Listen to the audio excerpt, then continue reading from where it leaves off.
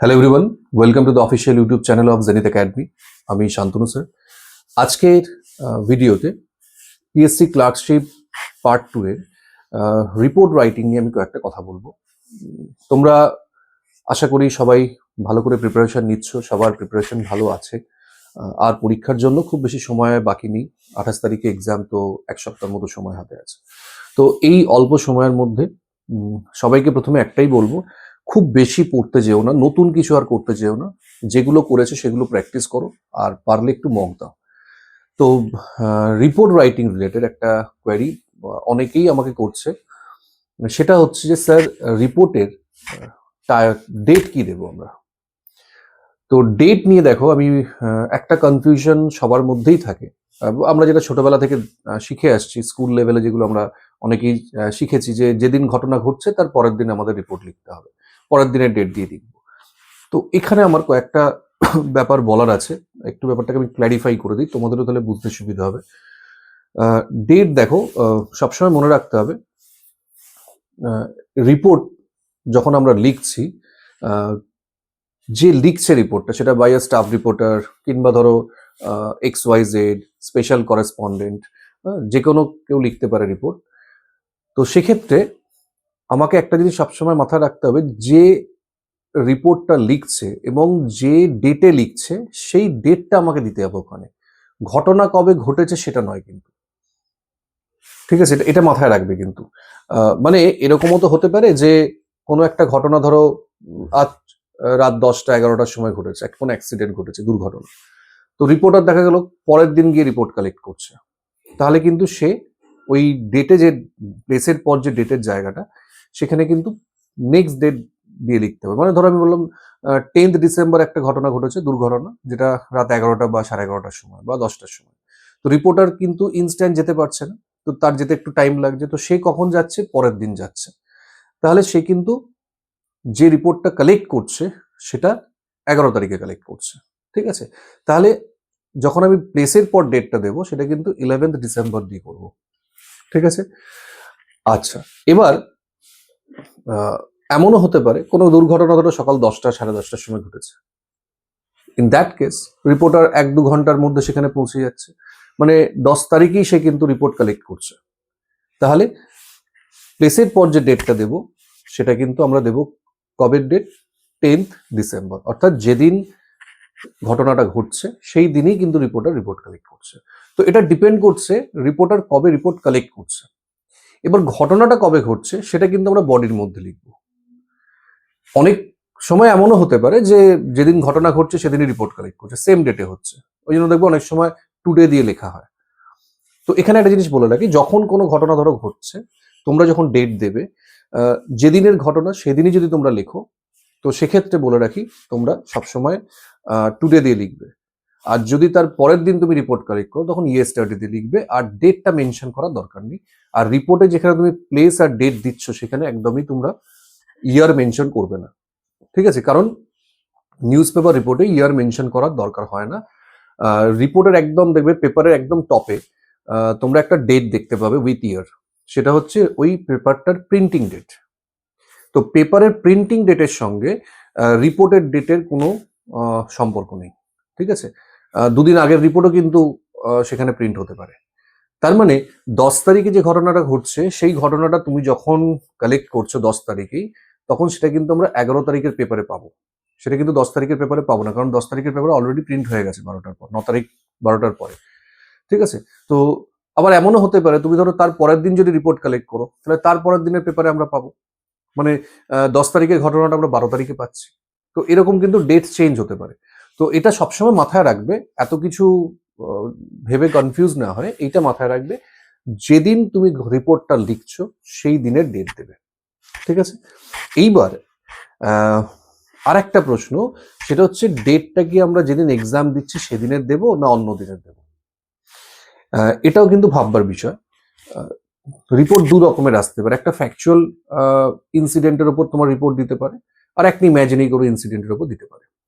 Factual মানে তোমার যদি বলো যে নর্থ বেঙ্গলের ফ্লাড নিয়ে রিপোর্ট লিখতে বললো, মানে ওই কিছু পয়েন্টস দিয়ে দিল, কিংবা ধরো আহমেদাবাদের যে প্লেন ক্র্যাশ সেটার উপর রিপোর্ট লিখতে বললো, তো সেখানে যদি পার্টিকুলার একটা ঘটনা মেনশন করে তার পয়েন্টস দিয়ে লিখতে বলে, সেক্ষেত্রে কিন্তু আমরা ওই ডেটেই তোমাকে লিখতে হবে বা ওর পরের দিনের ডেটে লিখতে হবে। তুমি যেদিন এক্সাম দিচ্ছ সেদিনের ডেট নয় কিন্তু। এডিটোরিয়াল হলো আলাদা ব্যাপার, কিন্তু এখানে তোমার নিউজ পেপার রিপোর্ট, তো সেক্ষেত্রে ওই ডেটে লিখতে হবে। কিন্তু তোমাকে বললো write a report or draft a report on a road accident, তখন কিন্তু তোমার কিছু বলেই দেওয়া নেই যে তুমি কবে রোড অ্যাক্সিডেন্ট হয়েছে, কখন হয়েছে, কিভাবে হয়েছে, কোনো ডেট বলে দেওয়া নেই। তখন তোমরা যেদিন রিপোর্ট কালেক্ট করছো সেই দিনের ডেটও দিতে পারো, আবার যেদিন তোমরা এক্সাম দিচ্ছ সেদিন তোমাদের ইচ্ছে মতো তোমরা ডেট দিয়ে লিখতে পারো, ওখানে কিন্তু কেউ কাটবে না। ঠিক আছে, কারণ যেহেতু ওখানে কিছু মেনশন করা নেই। আর সবসময় মনে রাখতে হবে, ইনস্ট্রাকশন পড়ে নেবে। বেশিরভাগ সময় কিন্তু তোমাকে নাম আর জায়গার পরিবর্তে XYZ ABC এগুলো দিতে বলে। অনেকে এটা গুলিয়ে ফেলো যে use XYZ in place of name and places. তো এখানে কিন্তু সব জায়গায় XYZ দিতে বলছে না, কোনো জায়গায় তুমি XY দিলে, কোনো জায়গায় AB দিলে, ইমাজিনারি কিছু একটা দিয়ে দিলেই হবে, কোনো নাম মেনশন করা যাবে না। ঠিক আছে, এবার অনেক সময় এমনও হতে পারে যদি ফ্যাকচুয়াল রিপোর্ট দেয় তখন সমস্ত নামই তোমাকে দিতে হবে, এখানে কোনো ইমাজিনারি কিছু দেওয়ার জায়গায় নেই।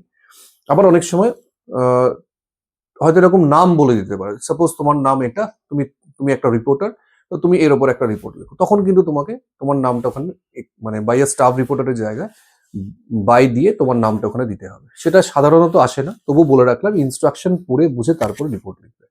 ঠিক আছে, তো এক্সামের ডেটটা তোমরা যদি দাও, সবসময় এক্সামের ডেটের আগের দিনের ঘটনাটা দিয়ে করবে, তাহলেই ভালো।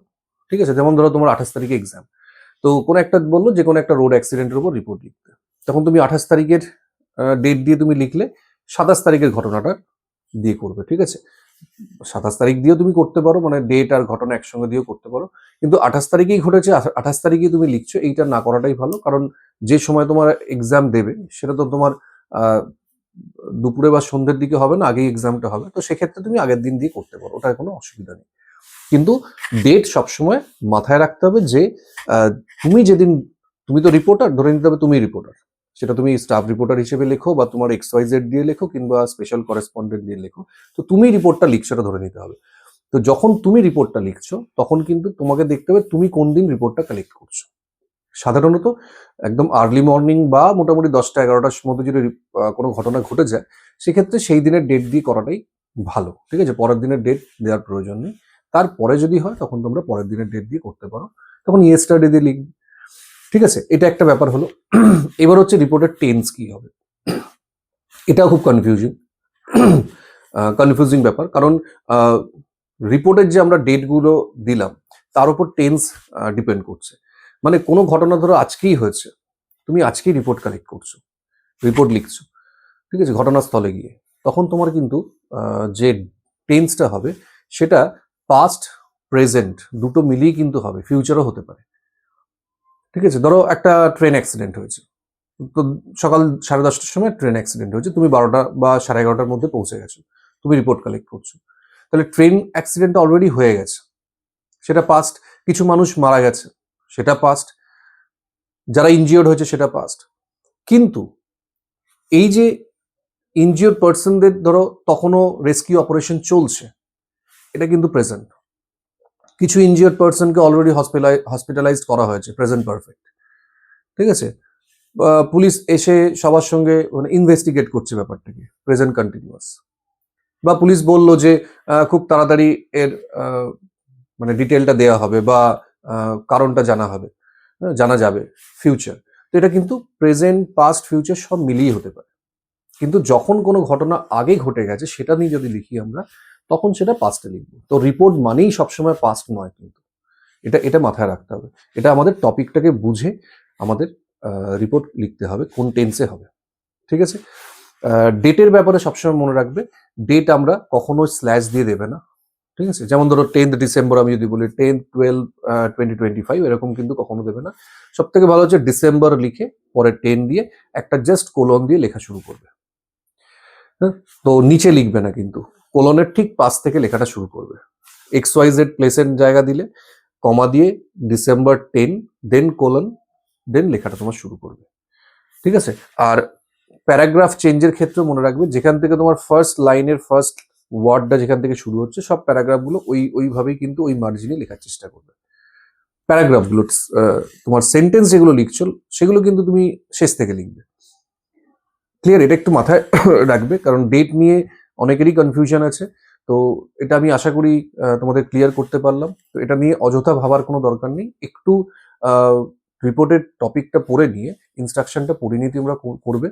আর আমি আবার বলবো, রিপোর্ট সবসময় শেষে লিখবে, কারণ অল্প সময় পেলে তুমি অল্প সময়ের মধ্যে যেটুকু পারবে রিপোর্টটাকে লিখে আসতে পারবে। প্রেসি ট্রান্সলেশন এটা সম্ভব না। আর রিপোর্ট আই থিঙ্ক দুটোই দেবে আগের মতো। তো একটা যদি তোমার অ্যাক্সিডেন্টাল দেয়, একটা ধরো এই কোনো সেমিনার বা কোনো রকম একটা ক্যাম্পের উপর ধরো রিপোর্ট দিল, তো অ্যাক্সিডেন্টাল লেখাটা বেশি সহজ, কারণ অ্যাক্সিডেন্টালে ইনফরমেটিভ, তুমি তোমার মতো একটা ইনস্ট্যান্ট বানিয়ে একটা লিখতে পারবে। কিন্তু ক্যাম্প বা সেমিনার হলে সেখানে স্ট্রাকচারগুলো ঠিকঠাক করে সাজাতে অল্প সময়ে একটু অসুবিধা হয়। আমি তাদের জন্য বলছি যাদের রিপোর্ট লেখার অভ্যাসটা সেইভাবে নেই, বা রিপোর্ট লিখতে প্রবলেম হয়, কিংবা শেষে সময় কম থাকে। কারণ অনেকেরই হয়তো হবে যাদের প্র্যাকটিস কম, ট্রান্সলেশন প্রেসে লেখার পর হয়তো 5 মিনিট হাতে থাকবে রিপোর্ট লেখার জন্য। তো ওই 5 মিনিটে একটা সেমিনার যদি উপর তোমাকে রিপোর্ট লিখতে হয়, সেক্ষেত্রে এই ইভেন্টগুলোকে লিখতে হবে, তাদের অ্যাক্টিভিটি লিখতে হবে, তাদের স্পিচ দিতে হবে, এইগুলো কিন্তু একটু টাইম টেকিং এবং ভাবতে হবে। তার থেকে তুমি যদি অ্যাক্সিডেন্টাল রিপোর্ট লেখো, কম সময়ের মধ্যে যে কোনোভাবে বানিয়ে তোমরা লিখতে পারবে। কিন্তু এটা মাথায় রাখবে, কেউ কোনো পার্সোনাল ইনফরমেশন দেবে না। কারণ নাম ধরো আমি বলে দিলাম যে অমুক সাহা, তমুক দত্তা, এরকম নাম দিয়ে দিই, এরকম কিন্তু দেবে না। মিস্টার এবিসি বা মিস্টার এ, মিস্টার বি, এরকম করে দিয়ে করতে পারো, কোনো অসুবিধা নেই। ঠিক আছে? তো ডেটটা তোমরা এইভাবে লিখবে, আমার মনে হয় তোমাদের কনফিউশন আর কোনো থাকলো না। আর এরপরও যদি কোনো রকম ডাউট থাকে তোমরা অবশ্যই কমেন্টে জানাবে, আমি চেষ্টা করবো সেটার উত্তর দেওয়ার।